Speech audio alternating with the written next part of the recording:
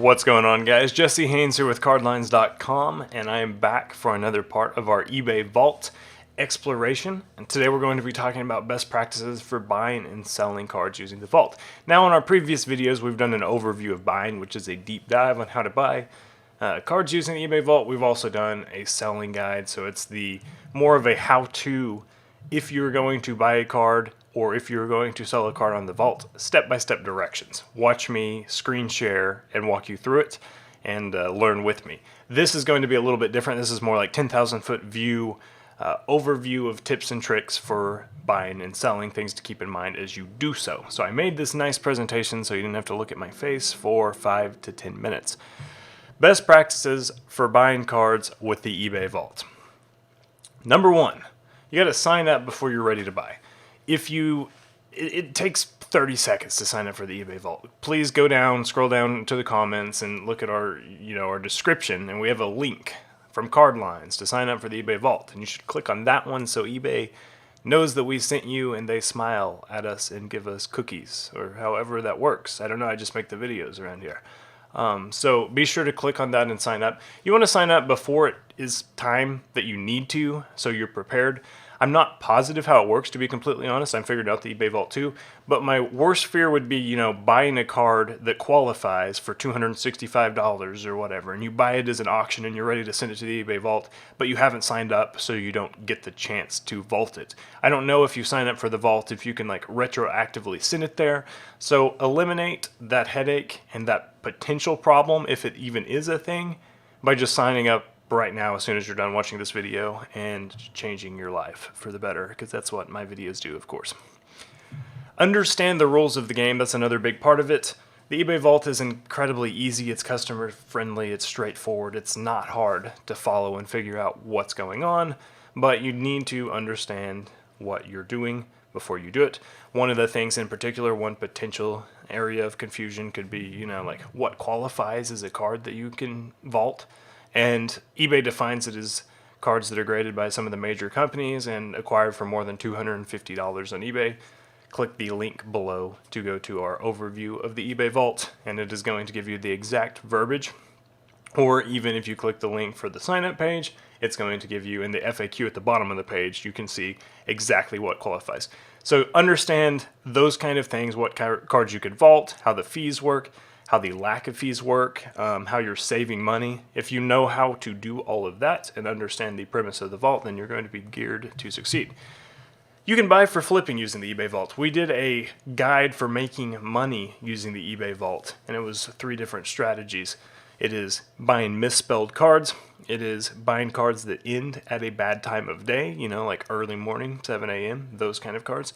And it is buying cards that are out of season. So if you buy, a football card in April or May, then it's going to be significantly cheaper than if you buy it in the middle of the season or as you move toward the playoffs. So just knowing how to do that, those are honestly the same strategies that I use to make money flipping cards without the eBay Vault, but you just make more money if you do that with the eBay Vault, because you don't pay the selling fees. So you're making an extra 12%, and it's a beautiful thing, because 12% of a $500 card is, $60. It's a pretty sizable investment.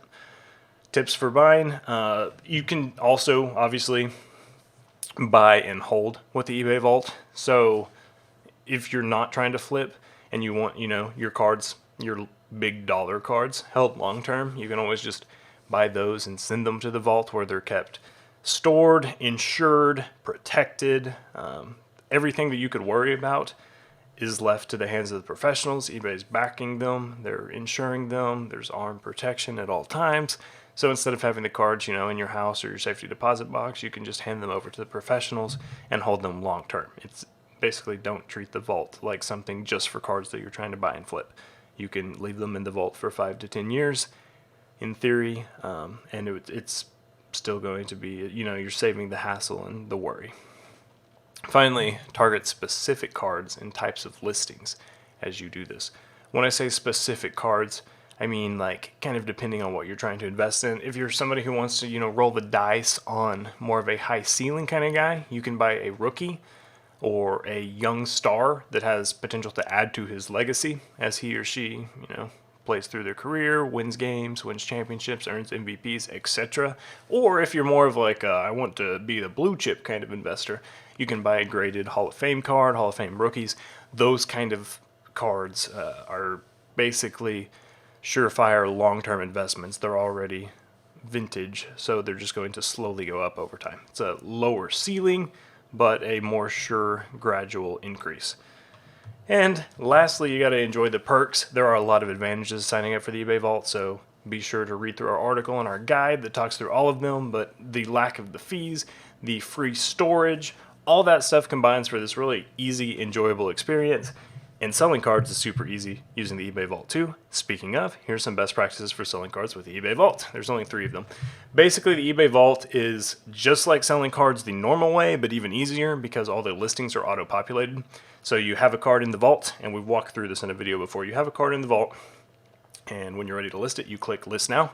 It auto-populates based on the verified information that eBay's already determined and, give the card a stamp of approval. So you're ready to go. You just list it with 3 or 4 clicks. That said, one of the things you need to do while you're doing so is do some market research. eBay will come up with a description or an estimate for how much your card or your collection's worth.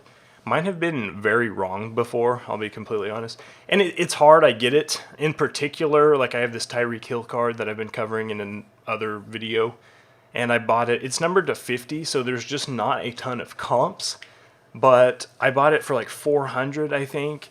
And last time I looked, the eBay My Collection had it valued at about $115 or $118 or something. And I've turned down offers of $500 for it. So you want to do your homework and don't just defer to the automatic value estimator. Most of the time it's pretty spot on, but it works a lot better when there's a lot of comps. So be sure you know what you want to list your card for before you list it by checking what recents have sold for, or at least a very comparable card. You need to list buy it now at least most of the time. There are 3 times that you should list as an auction. I've always thought those would be 1, when you want to make your money back really quickly. 2, when you're trying to be very strategic about setting a particular time for it to end, if you want like a card to end after a big game, for example. Or 3, if you have this card that is super duper popular and very hot. So maybe it's a John Morant Silver Prism rookie. That's the example that I used in the written description to accompany this video.